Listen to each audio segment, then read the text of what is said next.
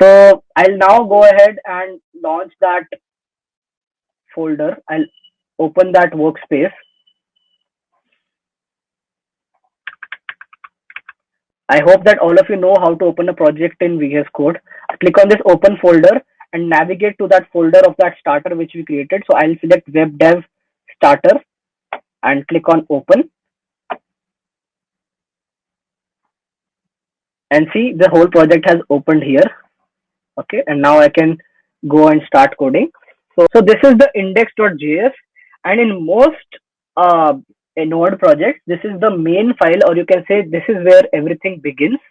Okay, so let's say I'll first walk you through the basics of JavaScript and Node.js in specific. So let's say I want to print something to the screen. In Python, you generally have print 5, right? Something like that. If you want me to make the font bigger, please let me know. Uh, I'll try to make the font bigger for all of you. I'll move this to the other tab. Okay. Print 5. Let's say this is how you print something in Python.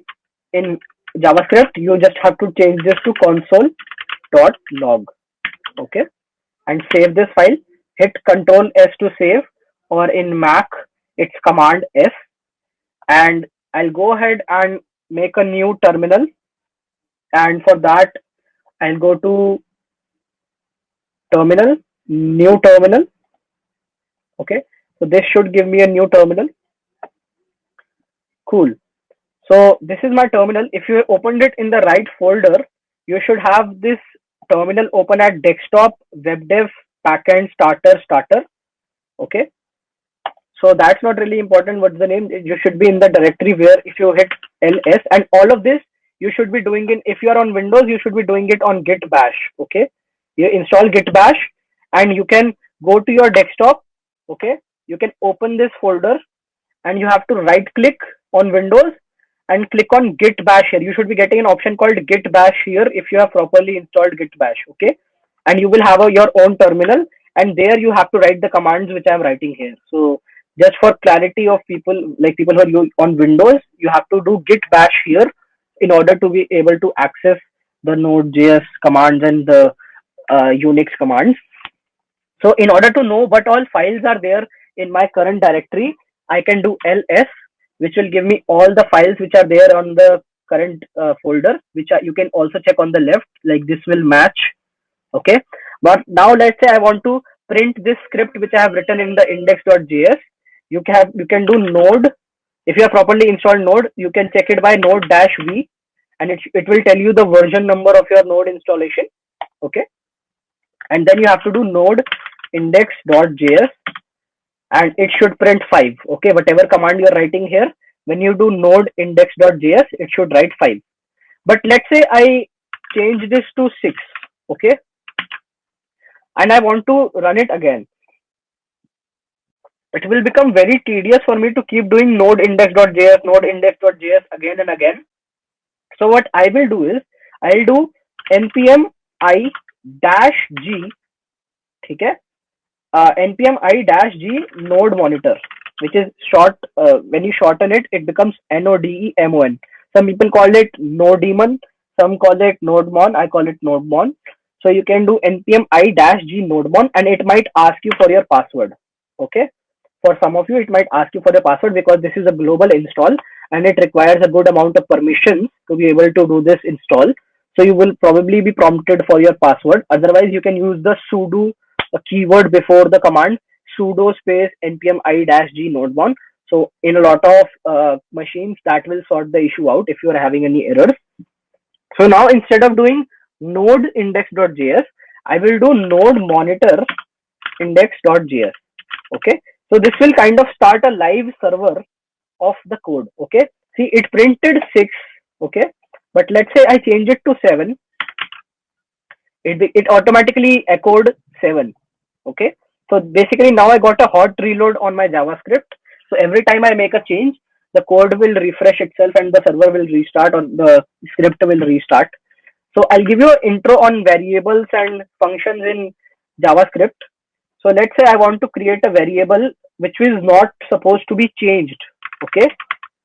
let's say I make a variable called const x equals to 7, okay, and I console log it x, console log x. Obviously it is working right now, but let's say I want to change it to x equals to 5 and I hit save. This is an error, okay, this is not allowed. See, you got an error that assignment to constant variable is not allowed, which makes sense. Okay, if something is constant, you should not be reassigning it. But if you want to have a mutatable variable, you are better off doing let x equal to 7, and now it won't have any problem, because let in JavaScript means a variable whose value can be changed. Okay, so this is the basic difference between let and const. There's another way to make a JavaScript variable called var, but that's an old convention and I don't really like using it. So this is how we will be building most of the code today. Okay, most of it. Let x equals to 7, x equals to 5. Okay, now let's build a function. Okay, const. Let's call this function. You can use the const keyword to declare functions also. So let's say I want to call this function func. Okay, so const func, and please pay close attention to the syntax that I'm about to write here, because this is very important. Every single parameter that you will be I'll rename this function to something better. Okay. I got two doubts right now. Could you show the npm commands again? Yes, I'll show you it all again. Which software in Windows can be code? Git bash if you're asking for the terminal. If you want to get this similar experience which I'm getting in the bottom right here, you will require most probably git bash. Otherwise you can use Windows bash, but I'm not sure how good of an experience you'll have there, but I have tried git bash, so I can guarantee for that.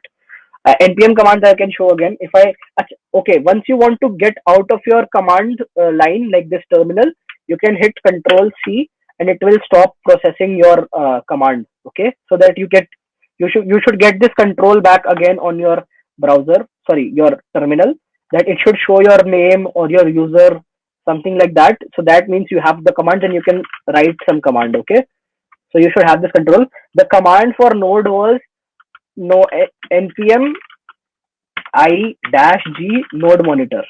Okay, this is the command. I'll put it in the chat also for your convenience.